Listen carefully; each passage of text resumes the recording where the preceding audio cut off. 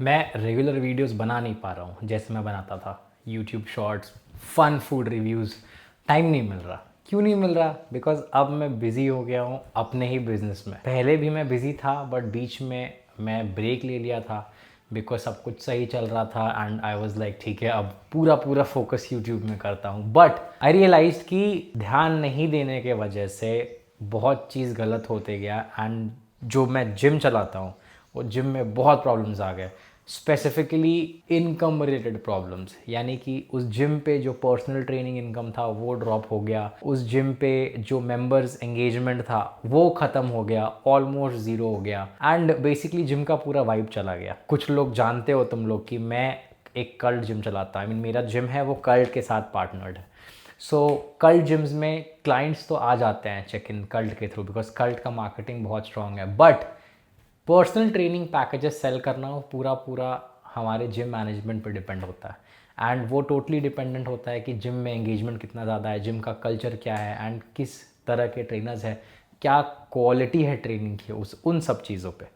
तो अभी मैं 1 अगस्त से ऑलमोस्ट 90% अपने दिन का टाइम मैं जिम पे लगा रहा हूँ। बहुत कॉस्ट कटिंग कर रहा हूँ जहाँ पर अननेसेसरी कॉस्ट था, जैसे कि फॉर एग्जांपल मशीन्स के केबल्स का। अब जो मशीन्स के केबल्स होते हैं वो ट्रेनर्स को, मैनेजमेंट को चेंज करना खुद से आना चाहिए। और क्या होता है ना, फॉर एग्जांपल अगर ड्राइवर गाड़ी चलाता है तो उसे अपने गाड़ी का नॉलेज होना चाहिए। बेसिक टायर रिप्लेसमेंट, जब टायर पंक्चर हो जाए तो स्टेपनी लगाना, ये सब आना चाहिए उस ड्राइवर को। वैसे ही जिम अगर आप चलाते हो तो भाई ये बेसिक चीज़ है, केबल चेंज करना मशीन्स के, कुछ कुछ नट्स बोल्ट्स ढीले हो जाए उसे टाइट करना, बेसिक मेंटेनेंस इक्विपमेंट्स का आना चाहिए, जो कि मेरे जिम पे नहीं हो रहा था। जिस वजह से हर महीने एक बहुत ज़्यादा अमाउंट ऐड हो रहा था मेंटेनेंस कॉस्ट का, बिकॉज बाहर से एक टेक्नीशियन आता था जो हमेशा इन चीज़ों को रिपेयर करता था। बट इसका प्रॉब्लम ये होता है कि जब ये टेक्नीशियन जिम पे आता है तो ये पर विजिट चार्ज करता है एंड हमारे एरिया पे जो पर विजिट चार्ज है, बिकॉज जिम भी बहुत बड़ा है, इट्स एक्सपेंसिव। तो वो मंथ एंड में जब टोटल रिपेयर्स का कॉस्ट देखता हूँ मैं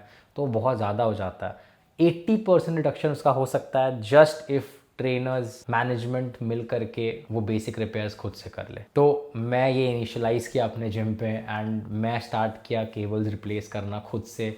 एंड जो ट्रेनर्स को नहीं आता था उनको मैं बोला देख कर सीखने को। एंड मेरे पास एक ट्रेनर भी है जिसे ये भी आता था बट उसने पहले कहीं बताया नहीं था, तो वो भी जंप इन किया एंड उसने भी बाकी ट्रेनर्स को दिखाया एंड अब ये कॉस्ट हमने रिड्यूस कर दिया है। अब इसके अलावा बहुत सारे कॉस्ट है, for example electricity cost. Electricity cost का सबसे मेजर जो कॉन्ट्रीब्यूटर होता है वो होता है air conditioning and lighting. And air conditioning का प्रॉब्लम ये है कि बहुत लोग क्या करते हैं, क्लाइंट्स खिड़की खुला छोड़ देते हैं एंड ट्रेनर्स या ऑन फ्लोर मैनेजमेंट उस टाइम ध्यान नहीं देती है। अब विंडोज़ खुले रहते हैं, सारे एसी चलते रहते हैं, तो एसी कभी ऑटो कट होता ही नहीं है, जिस वजह से बिल हमेशा बढ़ते रहेगा। तो ये सब भी इम्प्लीमेंट कर रहा हूँ इस मंथ से कि विंडोज़ क्लोज रहे, सर्कुलेशन अच्छा रहे, एसी जब चले तो एफिशिएंटली चले एंड और भी बहुत चीज़ें लाइट्स को लेकर है। कभी कभी ऐसा होता है कि आफ्टरनून में लाइट्स नहीं चाहिए हो, लाइट्स जल क्लाइंट्स जला देते हैं या जले रह जाते हैं, तो उन सब पे ध्यान देना just to cut all this cost down.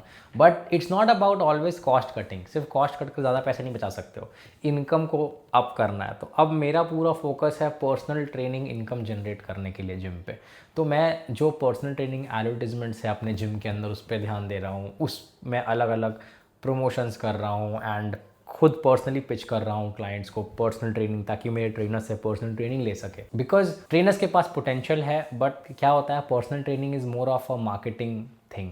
अगर ट्रेनर के पास नॉलेज है, सब कुछ है, बट मार्केटिंग स्किल्स नहीं है या उसे पता नहीं है किस तरह से एक सर्टेन क्राउड पे मार्केट करना अपने आप को, तो वो पर्सनल ट्रेनिंग कन्वर्जन बहुत कम हो जाता है। तो उस चीज़ों पे मैं ध्यान दे रहा हूँ एंड 1 अगस्त से पूरा उस पर ही टाइम जा रहा है। मतलब एक दिन में मेरा जो 70-80% टाइम है पूरे जिम पे जा रहा है। इसलिए देखोगे तुम लोग कि सितंबर एंड और अगस्त के महीने से ही मेरा जो कंटेंट का अपलोड फ्रीक्वेंसी था वो बहुत कम हो गया। बट अब मैं प्लान कर रहा हूँ कि एटलीस्ट हर दिन एक लॉन्ग फॉर्म वीडियो बना करके डालूँ एंड अपडेट दूँ कि मैं कर क्या रहा हूँ अपने लाइफ में।